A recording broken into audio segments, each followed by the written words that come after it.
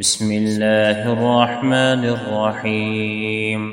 رفيع الدرجات ذو العرش يلقي الروح من أمره على من يشاء من عباده لينذر يوم التلاق يوم هم بارزون لا يخفى على الله منهم شيء. لمن الملك اليوم؟ لله الواحد القهار. اليوم تجزى كل نفس بما كسبت لا ظلم اليوم إن الله سريع الحساب. وأنذرهم يوم الآزفة إذ القلوب لدى الحناجر كاظمين وما للظالمين من حميم ولا شفيع يطاع يعلم خائنة الأعين وما تخفي الصدور. والله يقضي بالحق والذين يدعون من دونه لا يقضون بشيء إن الله هو السميع البصير. أولم يسيروا في الأرض فينظروا كيف كان عاقبة الذين كانوا من قبلهم كانوا هم أشد منهم قوة وآثارا في الأرض فأخذهم الله بذنوبهم وما كان لهم من الله من واق. ذلك بأنهم كانت تأتيهم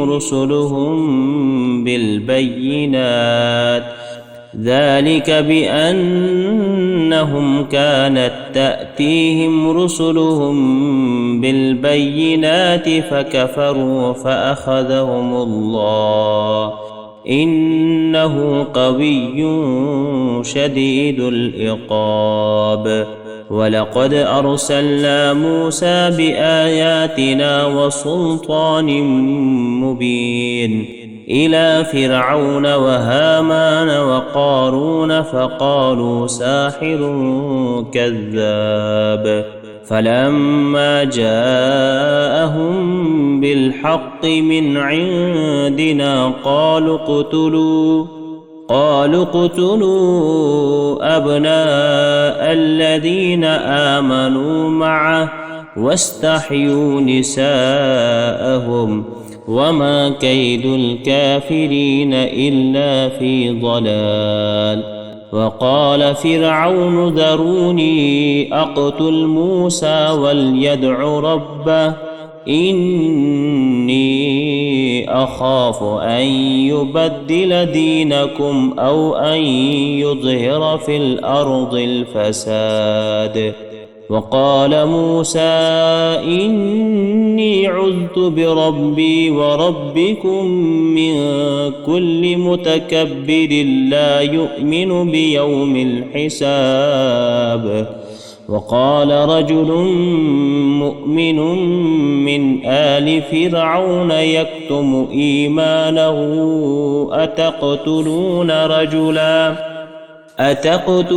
رجلا أن يقول ربي الله وقد جاءكم بالبينات من ربكم وإن يك كاذبا فعليه كذبه وإن يك صادقا يصبكم بعض الذي يعدكم إن الله لا يهدي من هو مسرف كذاب. يا قوم لكم الملك اليوم ظاهرين في الأرض فمن ينصرنا من بأس الله إن جاءنا. قال فرعون ما أريكم إلا ما أرى وما أهديكم وما أهديكم إلا سبيل الرشاد.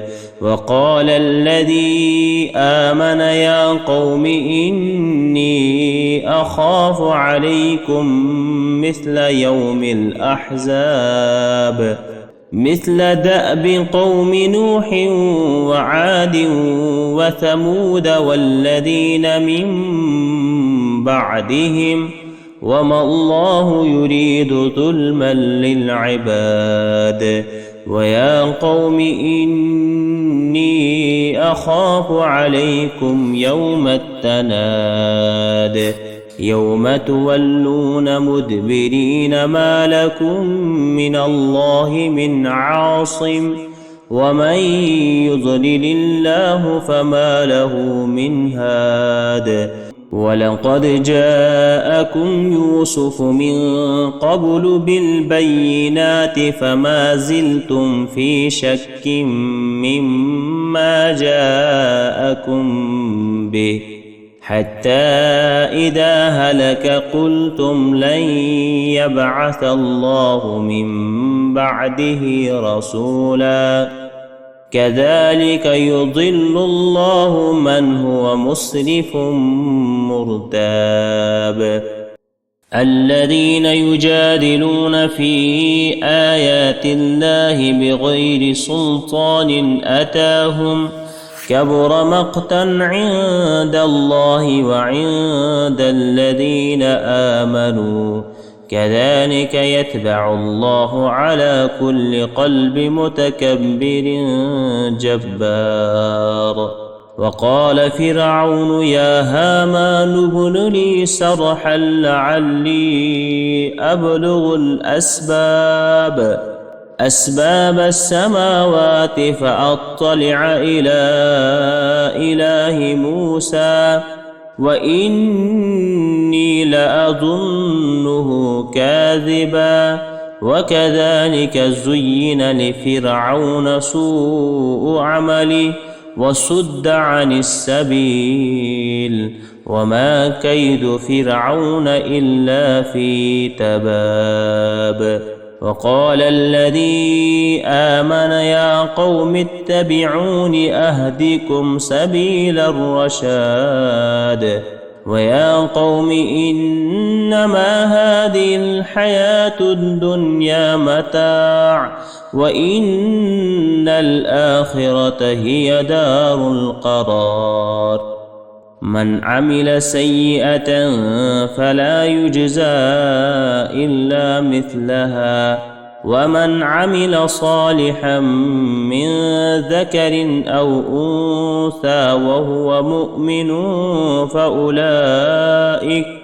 فأولئك يدخلون الجنة يرزقون فيها بغير حساب.